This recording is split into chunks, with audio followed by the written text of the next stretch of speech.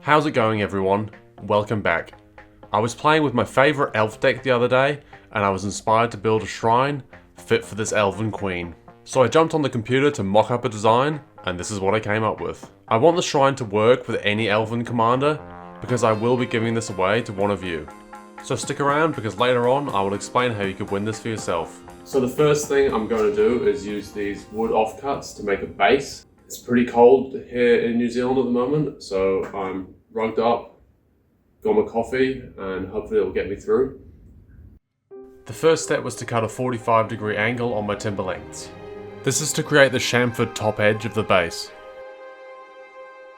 I then trimmed the lengths to the correct height of 20mm.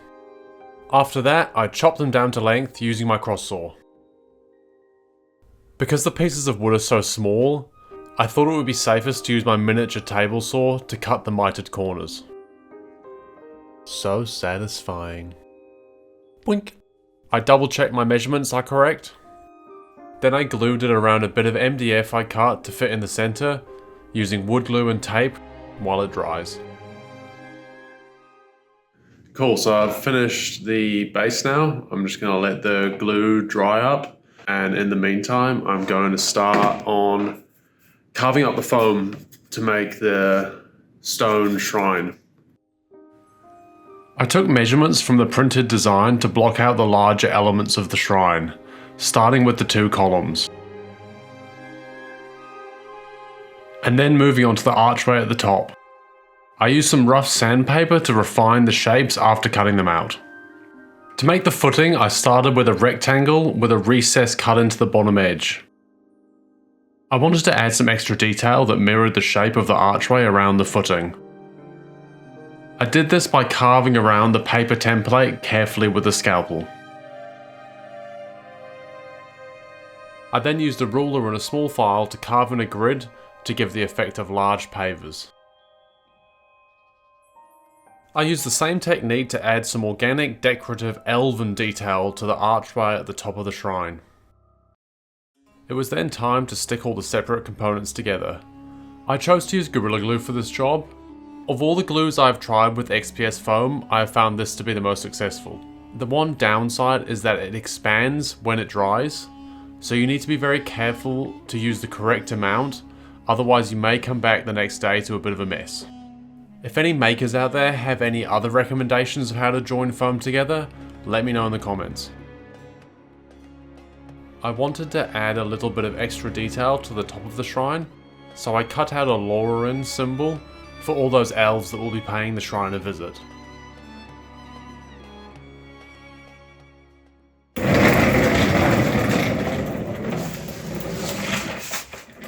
Cool, so I've got the base and the foam all carved out and made, so it's just drying now. So while the glue is drying on this, I'm going to bend up some wire to add some extra detail to it.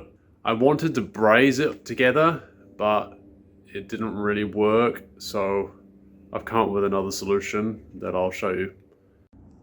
So this is my template for the wire details. So I want to make these shapes out of wire, basically. I carefully bent some 1.5mm thick wire to match the shapes of the design. I then used super glue and kicker to join them together. It is super important to use a mask when working with these products, especially the aerosol kicker. It is really bad for you. As I mentioned before, ideally I wanted to try my hand at brazing these pieces together, but it was such a massive fail I didn't even film it. To be fair, I don't think my $10 soldering iron from AliExpress helped. Once I was happy with them, I painted them all gold. Cool, so it's day 2 and the glue's all dry, so now it is time to add some of the finishing details. I'm gonna sand back the base and add a stain, make it a dark wood, and then start to add a bit of texture and paint the shrine. I used a sanding block to make sure I kept all those nice clean edges. And then I coated the wooden base in a walnut stain using an old rag. Then I quickly applied a light stone texture all over the foam using the tried and tested tinfoil technique.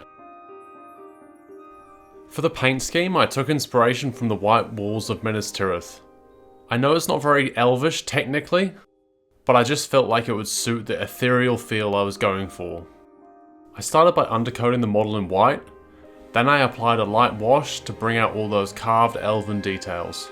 I then used spritzer bottles to add some browns and reds, just to add a bit of organic visual interest to the rock surface.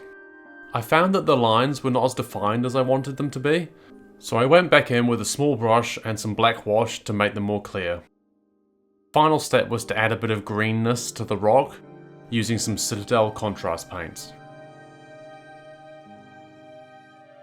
Cool, so I finished the painting, which I'm pretty happy with. I think it looks pretty natural and organic. And now it's just onto the final details. So that's going to be sticking on the wire parts that I made and adding a few bushes and greenery just to kind of tie it all together. First I punctured holes in the foam using a wooden skewer, and then filled those holes created with PVA glue to hold the wire parts in place. These two parts are going to hold your elf commander of choice in place. I think I'm going to go for Galadriel. I repeated these steps to attach the side wings and the central motif in place.